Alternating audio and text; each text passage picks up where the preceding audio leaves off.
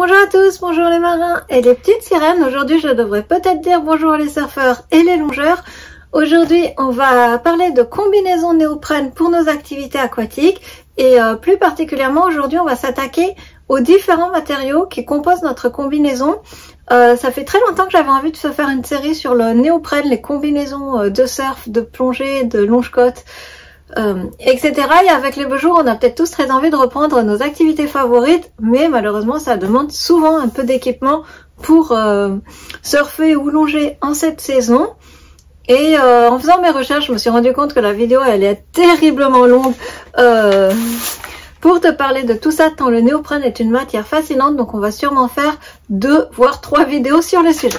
Donc aujourd'hui, on va s'attacher principalement à voir qu'est-ce qui compose nos combinaisons, les différentes matières. Tu le vois sur celle-ci, il y a différentes matières, les différents styles de couture, mais aussi la doublure de nos combinaisons, afin d'y voir plus clair quand on va aller en magasin, acheter sa première combinaison ou faire un réassort, changer de matériel, peut-être parce qu'on a déménagé et qu'on est dans un endroit plus chaud ou plus froid. Et c'est toujours bien de savoir ces éléments-là aussi. Il n'y a pas que l'épaisseur de ta combinaison qui compte en fait. On s'attache souvent à se dire est-ce qu'il me faut une 3-2, une 4-3, plus épais, moins épais. Et en fait on se pose un peu moins la question de savoir est-ce qu'on veut une doublure spécifique, que ce soit à l'intérieur ou à l'extérieur. Est-ce qu'on veut 2 types de néoprène différents, un type d'ouverture de zip particulier. C'est des questions qu'on se pose moins quand on est débutant et qui en fait peuvent complètement changer le choix de ta combinaison et faire que tu es dans une combinaison avec laquelle tu vas être à l'aise, que tu vas aimer, que tu vas prendre plaisir à porter. Donc aujourd'hui on attaque sur ce sujet et la semaine prochaine, pas de panique, on arrivera bien sûr sur l'épineuse question de l'épaisseur de la combinaison suivant la saison, suivant où tu habites. C'est parti, on attaque tout de suite.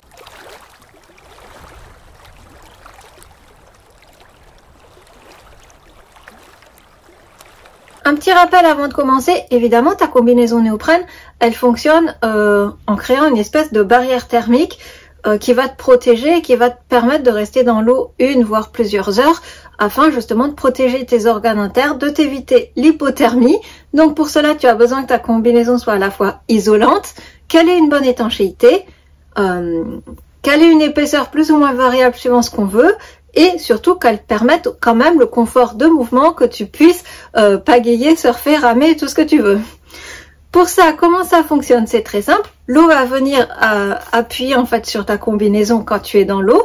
Le néoprène va te protéger et t'isoler un petit peu contre le froid, mais en même temps, grâce aux coutures de ta combinaison et à la fermeture, il y a un tout petit peu d'eau qui va pénétrer dans ta combinaison. Ici, on n'est pas du tout sur des combinaisons sèches, donc c'est normal qu'il y ait de l'eau qui passe dans ta combinaison, c'est parfaitement normal. Et c'est cette fine pellicule d'eau qui va se retrouver entre ton corps et le néoprène qui va se réchauffer naturellement grâce à la chaleur que ton corps produit. Même si tu as un jour où il fait très froid, même si tu as l'impression d'être glacé dans l'eau, ton corps produit toujours de la chaleur. En moyenne, il se maintient à 37 degrés. Hein. Donc, tu produis quand même de la chaleur et c'est ça qui va réchauffer très rapidement l'eau grâce au néoprène justement qui va emmagasiner toute la chaleur que tu produis. Évidemment, comment dire, plus ton néoprène va être épais, mieux il va t'isoler aussi du froid de l'eau et mieux il va emmagasiner et garder la chaleur que tu crées. C'est ce qui va te permettre de rester au chaud et de pouvoir profiter de ta session. Donc maintenant, ce qui va nous intéresser, c'est évidemment de savoir les types de néoprène qui existent sur le marché, ceux qui composent notre combinaison. Il faut quand même savoir que le marché de la combinaison évolue extrêmement vite. Donc là, je vais te parler des matières les plus courantes, notamment ce qu'on retrouve sur les combinaisons les plus grand public, parce que je peux pas traiter tous les noms de matières de néoprène qui existent. D'une marque à l'autre, ça change énormément pour une qualité qui est grosso modo la même. Donc là, je vais te parler des 2 types de néoprène qu'on retrouve le plus souvent. Pareil au niveau des fermetures, je te parle vraiment des choses qu'on retrouve sur la majeure partie des combinaisons. Si tu veux quelque chose de plus spécifique sur les combinaisons haut de gamme, on en parlera dans une autre vidéo. Donc, il existe 2 types de matières de néoprène qu'on retrouve sur énormément de combinaisons du grand marché, destinées au grand public, voilà, destinées à énormément d'amateurs de sport nautique. On a notamment cette partie-là que tu vois, je vais essayer de te rapprocher la combinaison peut-être. Tu vois, il y a 2 différences, un néoprène un peu fin, un peu souple, et cette espèce de néoprène bien plus épais qui ressemble un peu plus à du caoutchouc, bah, évidemment le néoprène c'est un caoutchouc, c'est un dérivé de caoutchouc. Donc on va s'attacher à ce néoprène un peu épais que l'on va retrouver sous le nom de fine mèche ou fine miche, je sais pas trop comment on prononce, de smooth skin, de mesh skin. Donc tu vois d'une marque à l'autre déjà ça change pas mal de nom. Mais c'est toujours le même. Donc ce néoprène, il a la particularité d'une part d'avoir un revêtement assez lisse sur lequel l'eau va plutôt bien ruisseler, bien glisser, ce qui est agréable pour les sports nautiques. Mais aussi, il a la particularité de rendre la combinaison extrêmement chaude, assez chaude, et de bien emmagasiner ta chaleur. Le problème de ce type de néoprène, c'est qu'il est assez rigide, tu l'as vu, il est assez épais. Et du coup, il est déjà pas très agréable pour certains mouvements et surtout il est assez fragile. Donc c'est un néoprène qu'on ne va pas forcément utiliser dans toutes les activités. Je pense notamment au surf où il peut râper un petit peu sur la combi, il peut abîmer la combi. Par contre c'est un néoprène qui va être extrêmement apprécié pour tous les sports où on est énormément exposé au vent, justement parce que comme il est assez épais, il a la particularité là encore de bien couper du vent, de bien isoler. Donc on va pas mal aimer ce type de néoprène là pour toutes les activités qui vont être kitesurf, wakeboard, peut-être même stand-up paddle. En général, voilà. C'est un néoprène qu'on aime pour ça. Évidemment, le deuxième type de néoprène que tu as vu, c'est celui-ci, le plus fin, et celui que l'on retrouve majoritairement sur les combinaisons aussi d'été. C'est un néoprène, tu le vois, très fin, très souple aussi, ce qui fait qu'il est déjà très agréable à enfiler, très agréable à porter. On est vraiment à l'aise de ses mouvements dedans, mais surtout le fait qu'il soit souple, le fait qu'il soit plus fin, mais il a aussi, comment dire, ça lui confère également une meilleure résistance au choc, au frottement. Tu le sais, quand tu es en surf, tu passes souvent de coucher, allongé à debout, donc ça peut frotter un petit peu sur ta planche, donc du coup ça le rend plus résistant. Et évidemment, comme il est plus souple, tu bouges beaucoup mieux, c'est beaucoup plus agréable pour bouger. Donc les sportifs vont le préférer, notamment les gens qui font du surf, du longe-côte, du bodyboard et d'autres sports comme ça qui nécessitent quand même de bouger énormément les bras et les jambes. Mais par contre, il tient beaucoup moins chaud, il emmagasine moins bien la chaleur. Du coup, ce qui se fait énormément et de plus en plus, c'est qu'on n'a plus des combinaisons intégrales comme ça en smooth skin, mais qu'on va avoir, comme tu le vois sur mes deux combinaisons d'hiver, une alliance des deux types de néoprène. Le néoprène fin pour faciliter les mouvements et le néoprène épais en smooth skin au niveau du plastron, au niveau du ventre et évidemment au niveau du dos. Ce qu'il faut savoir, c'est que souvent là aussi il va y avoir une question de marque, de gamme de prix, et que ton néoprène épais, il peut aller comme ça sur la petite partie centrale qui protège un petit peu tes organes vitaux, parce que le but c'est ça, c'est encore une fois de réchauffer le tronc de ton corps, parce que c'est là que ton corps a besoin de plus de chaleur possible pour protéger tes organes vitaux.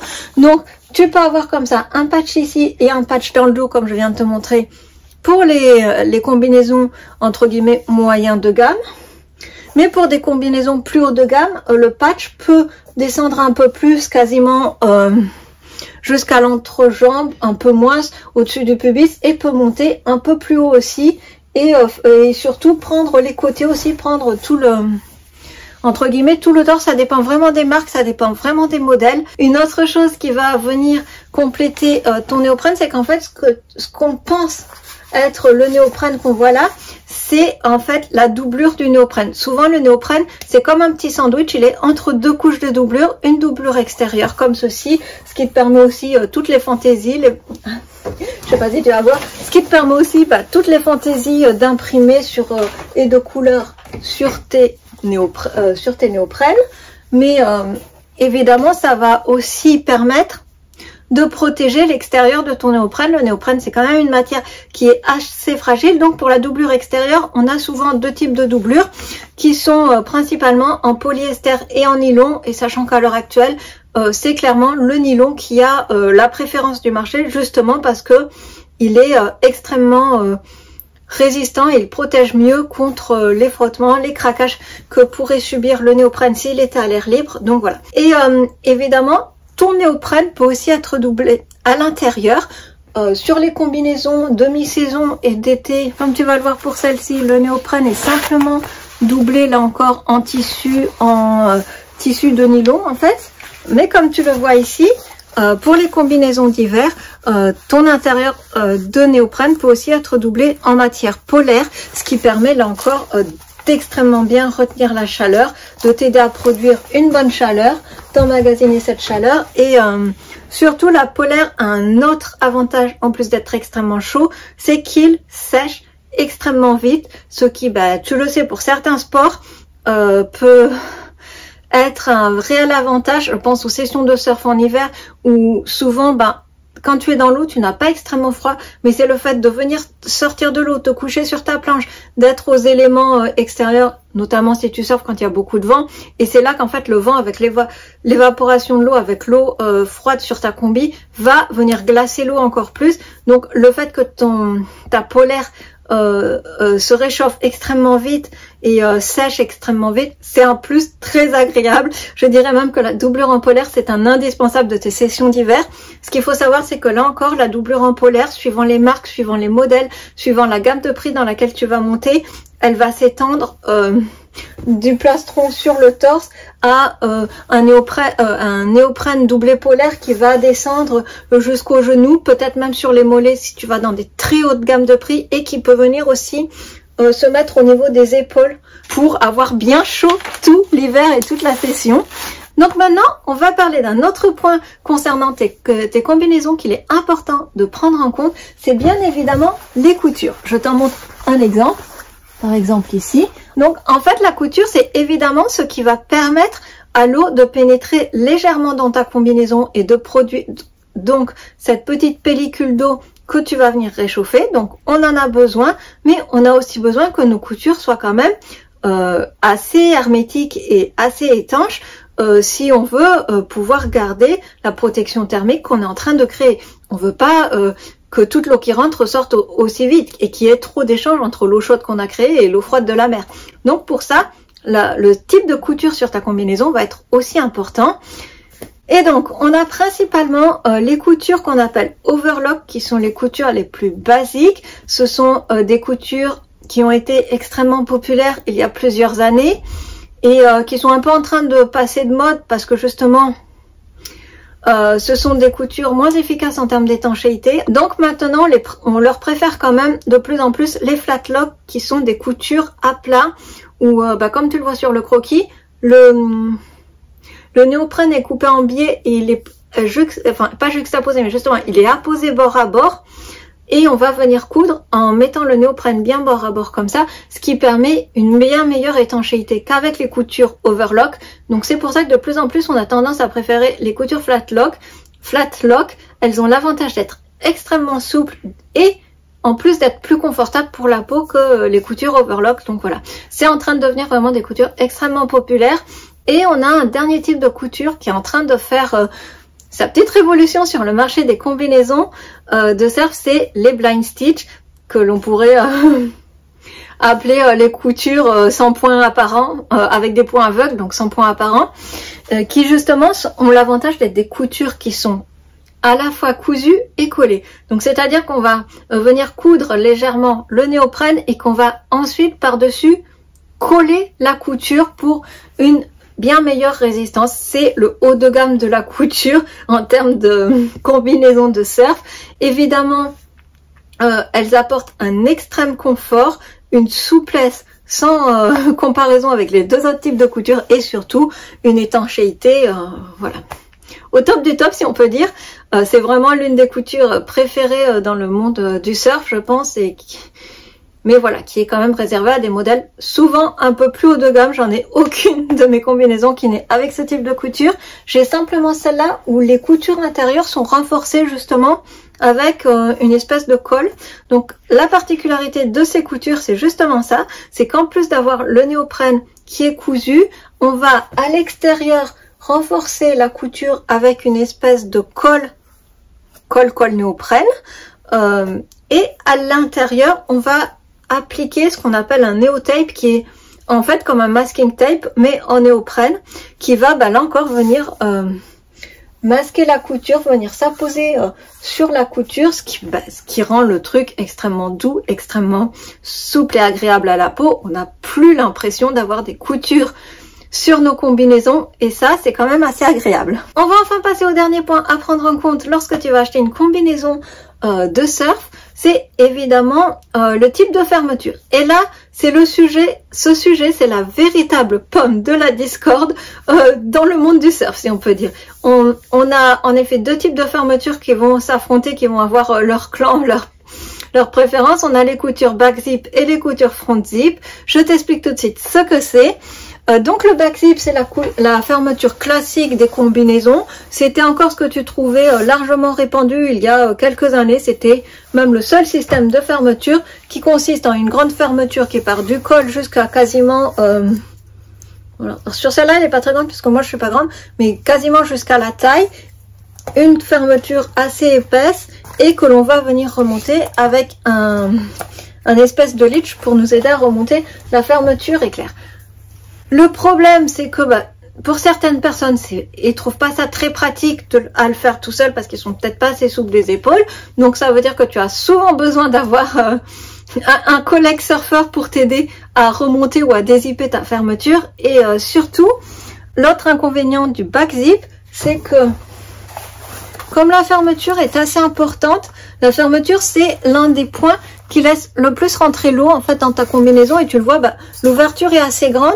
Donc ce que sont venus faire les ingénieurs, c'est qu'ils sont venus mettre une autre pièce de néoprène dans le dos de la combinaison, justement afin que déjà ta fermeture elle ne t'appuie pas sur ta propre peau, ce qui est assez désagréable, et surtout afin d'amener une couche d'étanchéité supplémentaire.